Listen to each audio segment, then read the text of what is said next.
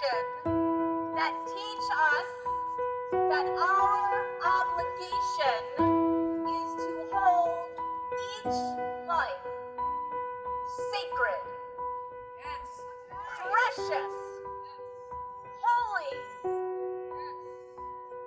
irreplaceable, created in the divine image. This isn't complicated. Of our fellow human beings, all of us being created in the image of God.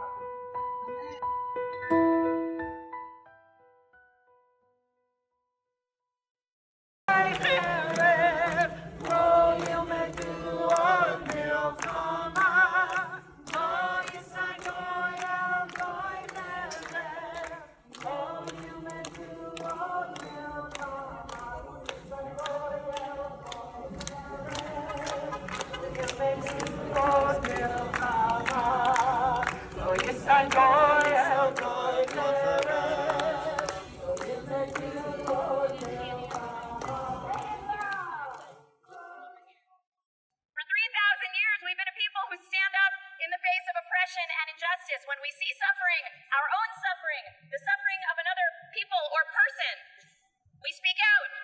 We take them with us. It's what we do. It's who we are. Yes? Yes! We Jews also believe that every human being is created in the image of God. Every human being is created in the image of God. Every Jew, every Palestinian is created in the image of God. And a tyrant, my friends, a pharaoh, is someone who exploits and oppresses and sacrifices human beings for their own power, diminishing God's image in the world for their own political survival. We are not surprised when Hamas, a terrorist organization, behaves this way. But as long as I'm standing here, Prime Minister Netanyahu, you and your government, your cabinet, your collaborators of right-wing, violent extremists, and your enablers, you have become like Pharaoh, and we beg you, as rabbis and cantors and people who care desperately about God's image in the world, about Israelis and Palestinians, and about the future of your country, Prime Minister Netanyahu, Sormir, repeat after me, Sormir, it means turn away from rot and callousness and make tshuva, do good.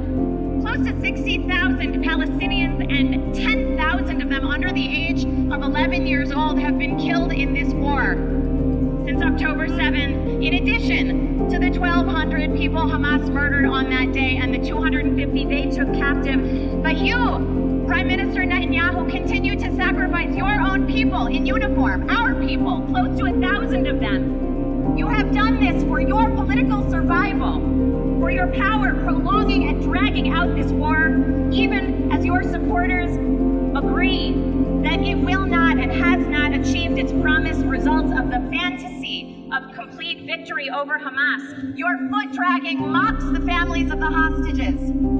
What is victory if it means standing by and justifying the starvation of children? Prime Minister Netanyahu, John Poland, Hirsch Goldberg Poland's dad, months ago, asked you nicely to please take off your yellow hostage pin, to stop pretending you care about the hostages, stop pretending you care about the saving of human life over your own power, but better yet, stop acting like Pharaoh and start acting like a Jew.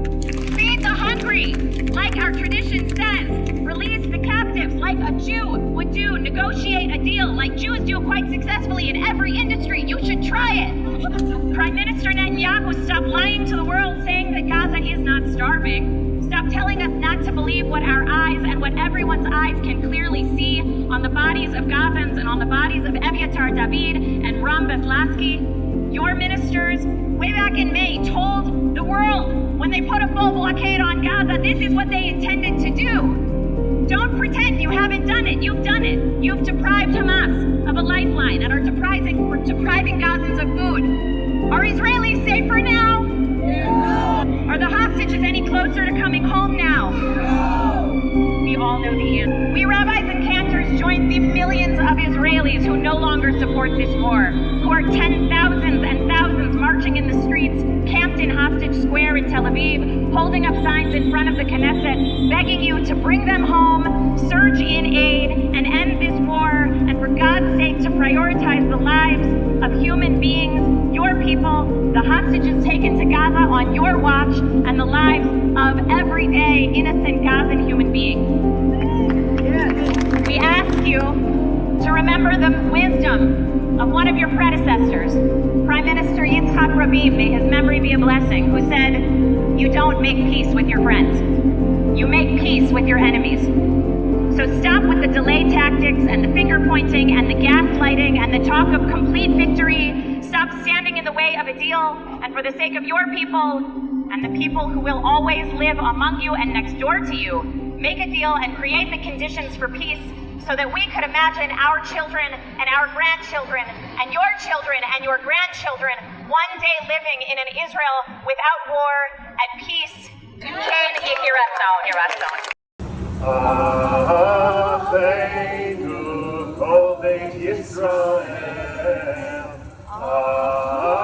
Acheinu kol beit Yisrael, Hanetunim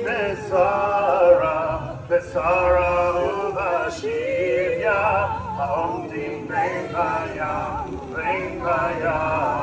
basham, Hamakom yirasem aleim beyotzihem mitzara, livacha umeachel aleyora, Mishiach ligehula hashav, hagala ubizman ha'ariv.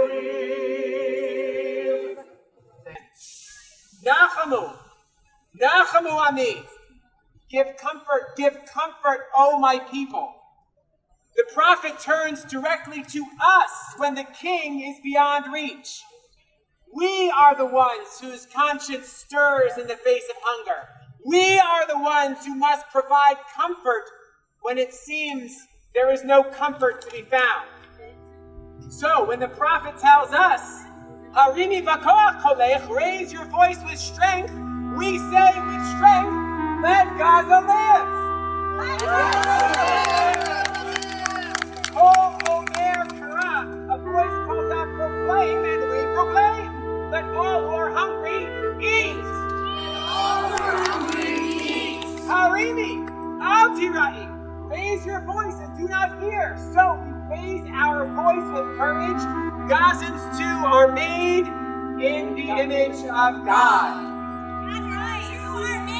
The image of God. The inconvenient truth is that we can feed all who hunger. We can bring baby food and medicine and flour and water to a populace whose lives have been overturned. We can bring an end to this too long war and bring our beloved hostages, hungry themselves and yearning for home, back to their families. We are commanded to feed the hungry when we can, even if they are our enemy. And while Hamas and their allies are definitely our enemies, yes, I am willing to give them food too, if it means preventing a famine caused by our own drive to win.